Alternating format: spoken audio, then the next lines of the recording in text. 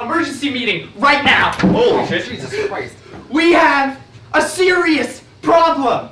The FDA is trying to shut us down. Too many kids suffering withdrawals can't handle their nick. How is that my problem? But anyway, they're coming after us. We got angry moms. We got angry principals. It's just a lot of angry people. They're outside protesting my office. I can't have my 3 o'clock nap anymore. And I need my 3 o'clock nap. But we need to come up with something else. Something they haven't figured out yet. Something the kids can use and be hip and cool with. But these old people don't know about yet. So, ideas. Like t-shirts? Like... Yeah, Nicka t-shirts. So you take t-shirts and we'll just soak them in Nicka salts, and then they can put them on and just through osmosis get the nicotine in your body. It seeps in your body. Just seeps right. I love it! Okay, alright. This is perfect. Okay. I need brands with frickin' Supreme. I need influencers. I need big money influencers. I need TikTokers. You can get Logan Paul on this? Yes, but TikTokers though. I hear the kids are hip. That's hip with the kids now. I need a bunch of TikTokers. I don't understand it, but yeah, sure. Yeah, okay, ready? Big money on 3. Here comes the next mill. 1, 2, 3. Big money! Alright, Jules, our band in class. If I see one, you are kicked out.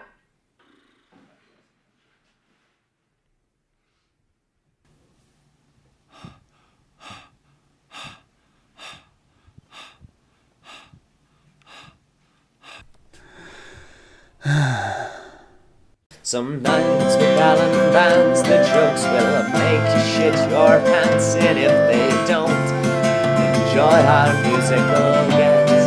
It's some nights with Alan Vance.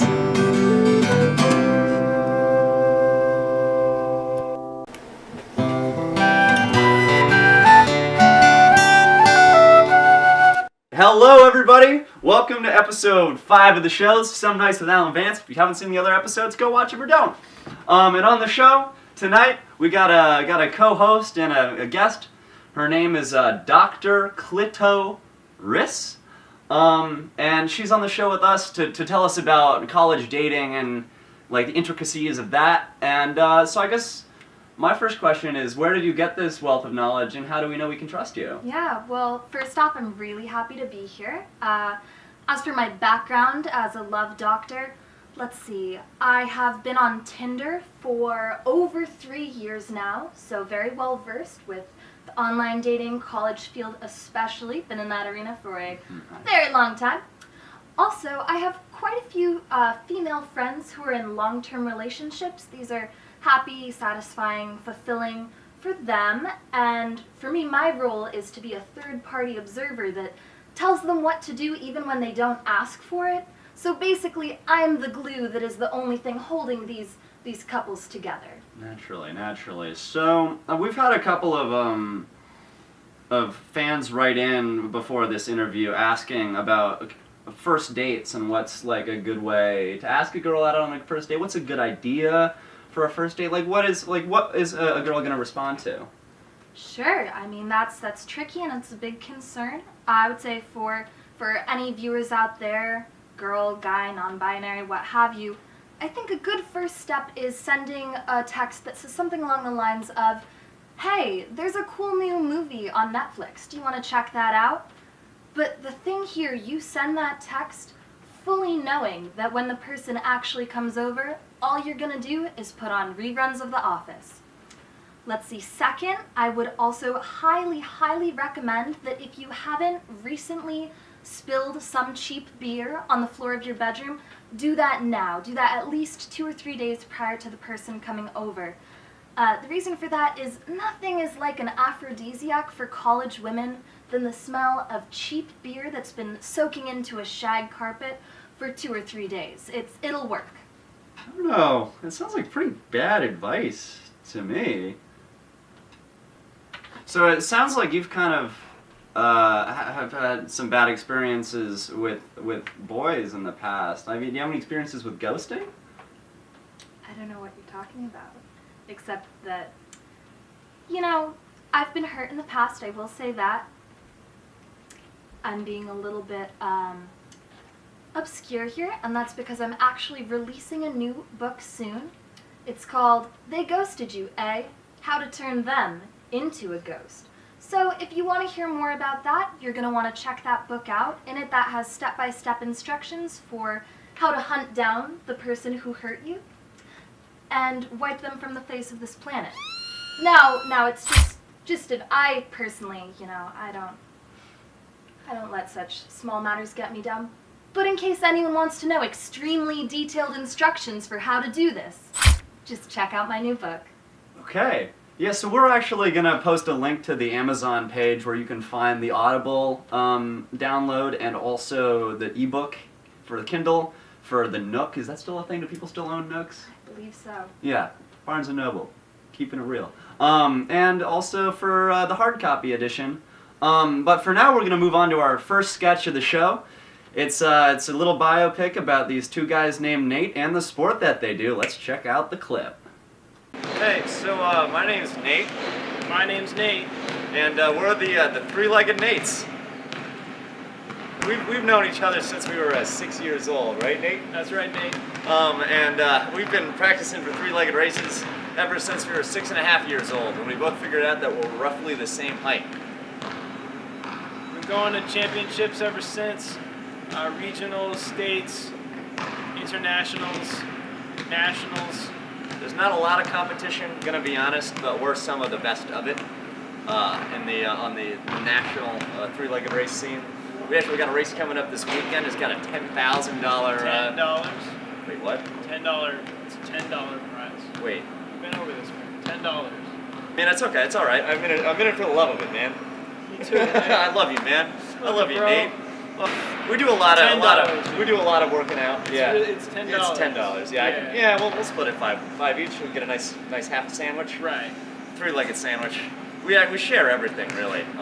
It's like we don't even have other two hands.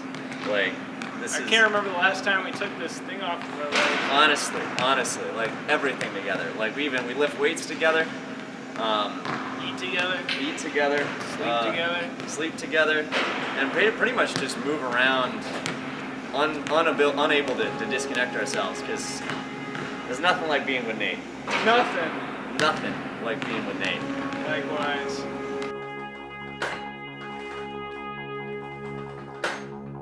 You got a Nate. Nate 3. Nate 4.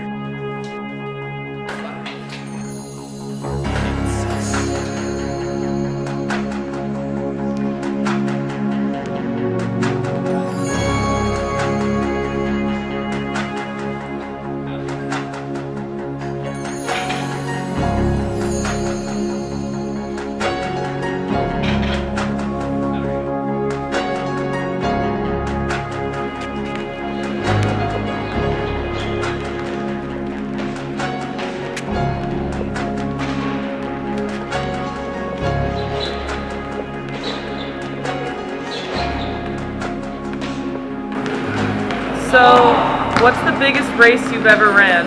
Biggest race? Biggest race. That was in Kalamazoo. Kalamazoo? Yeah, that was a pretty big race. Yeah, like a lot. I mean, by people. There's a lot of people There's there. a lot of people in Kalamazoo. A whole lot of people. But Not very all of few them were racing. Are your families proud of your success in three-legged racing? I mean, my family's pretty proud.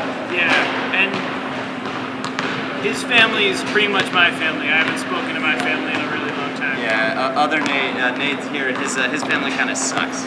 Arguably, they never quite saw the vision and the dream behind the three-legged racing, and they just don't really. I mean, they don't believe in us, and we don't need the haters. So we pushed the haters out of our lives and got rid of Nate's parents. Yeah, the argument's one-sided. They suck. How do you feel about when you meet other people named Nate?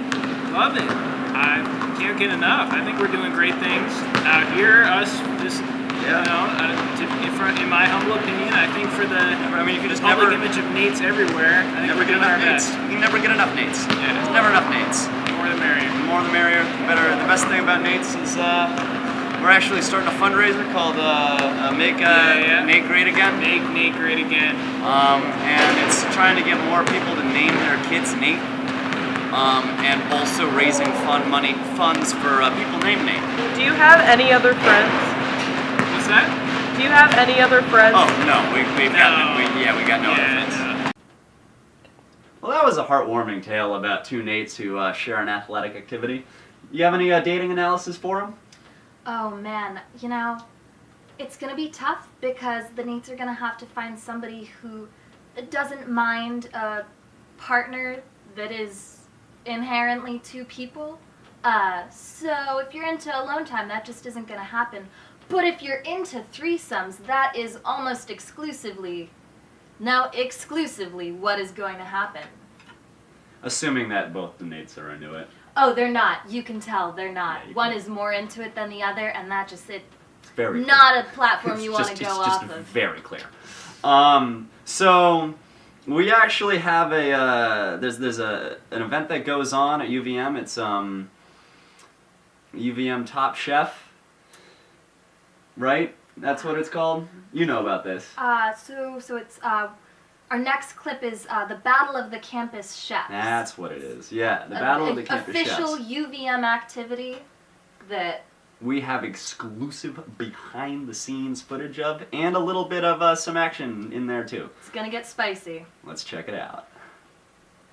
Hey everybody, it's Barry Baker, and welcome to UVM Top Chef. Today we have 3 contestants with me, and one special mystery contestant who isn't here yet.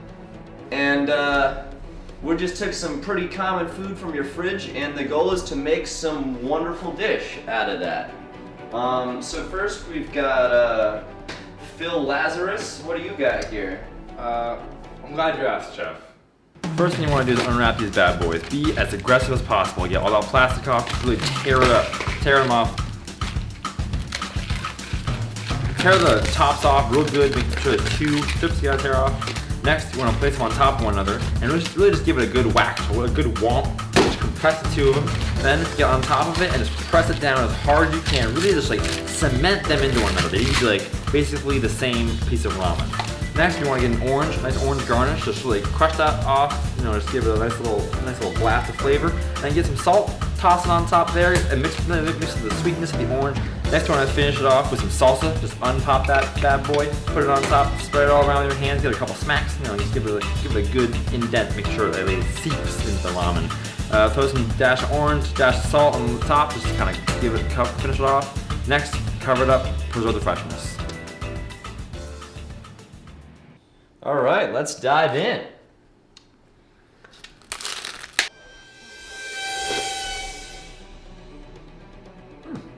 I mean, it's got definitely a kind of a crunch to it, a kind of a salsa-y flavor, and the salt that you added really gives it that sweet and tangy, kind of oriental, but not that oriental, kind of with the south of the border vibe, you know? Mm-hmm. Yeah. Definitely. I could definitely see some kind of, you know, franchise being opened up with this as the staple dish. That's exactly what I was trying to achieve with this dish. You know, I really just tried to get all the ramen just really compressed in there, but then add the spice there. Yeah, it was just a good amount of ramen. Thank you. So that was our first contestant. Our next contestant here, his name's Beatrice Boop. And what do you have for us today? Well, I have created my signature disc, Flavor Toast. Flavor toast. All right, how do you make flavor toast? Well, to start Flavor Toast, I toasted it black to a crisp. Then I took a dollop of mustard, spread that on there. Then I got the ketchup, really spread that on there. Use a knife to really get that even spread on there. Then you just take yourself a handful of mayo. You just toss that down there. Then you gotta bring some of that barbecue in there. Just give a plop. Remember to spread it with the container, otherwise it doesn't get the right spread. Then I just took a little sprinkle, ranch, just right on there, you know. Not too much, not too little though. And then I got my orange to really get it that citrus flavor, to really taste the Florida in there. Just like squish that all in there. Then you just gotta crunch that down and boom. You can't give it a vertical cut, you gotta give it that nice chef's cut to really get that in there. Really make it look professional. All right, let's give it a go.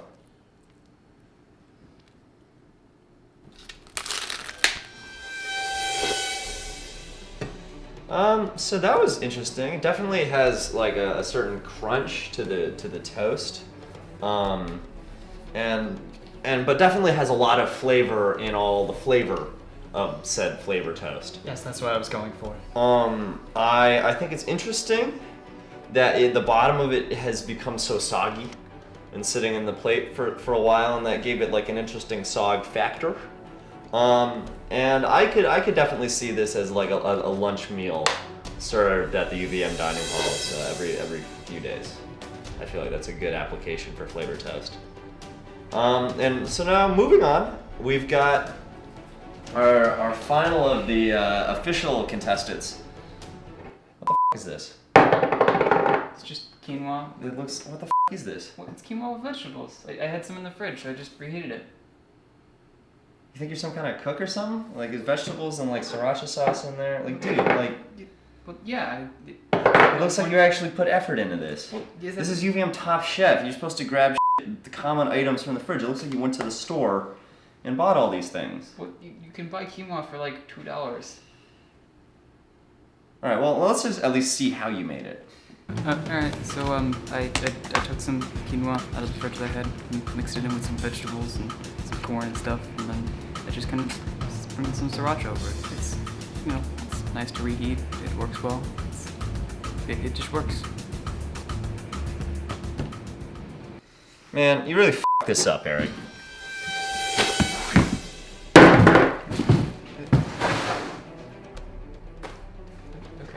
All right, and so our last and final contestant is our secret contestant, and he's sure to knock your socks off.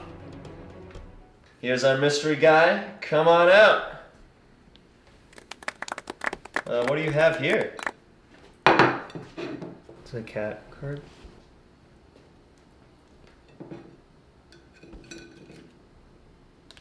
How'd you make it? I took it out of my wallet and I put it on the plate right there. So It's everything you can. It's everything I ever wanted it to be. yeah, it gets you in anywhere, so it's basically like any food all at once. If you think about it.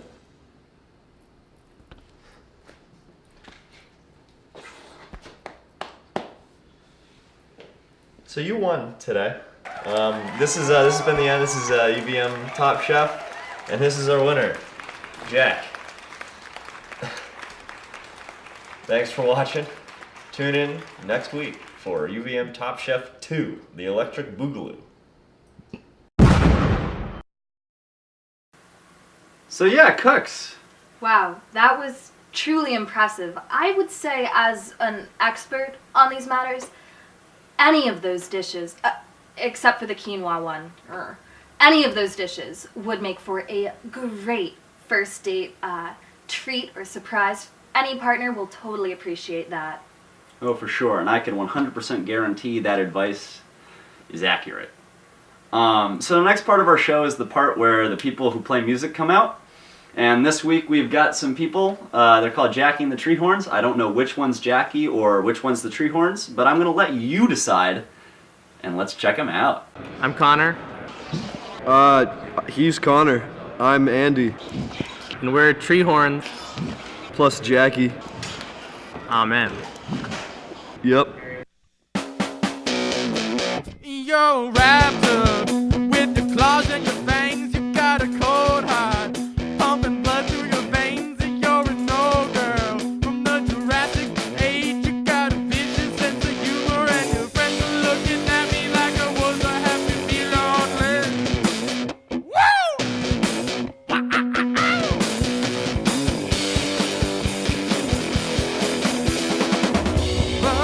Velociraptor in your blood, by the hand of me.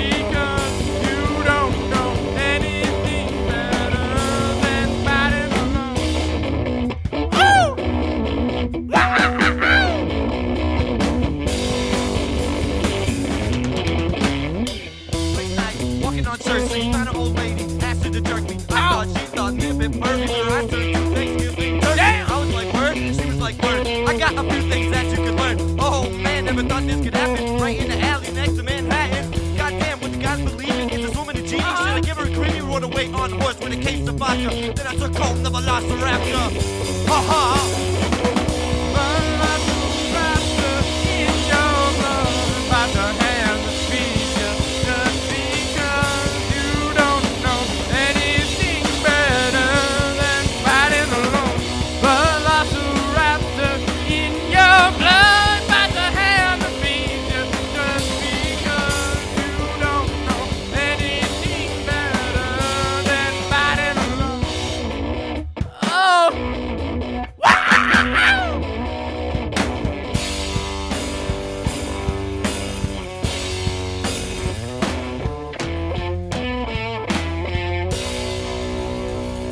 Thank you, WRUV. Thanks a lot. All right, that was awesome. They sounded great. That was really cool. So here we are, unfortunately, at the end of the episode. It's been a great episode. I hope you enjoyed it. But Dr. Clitoris, do you have any more final advice for our viewers?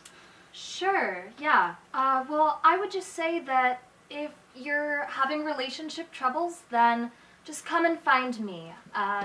If you find Dr. Clitoris, I'll be sure to help you out, and I can be a little bit difficult to find, but once you do, all your relationship problems are gonna go right away, and you'll be all set.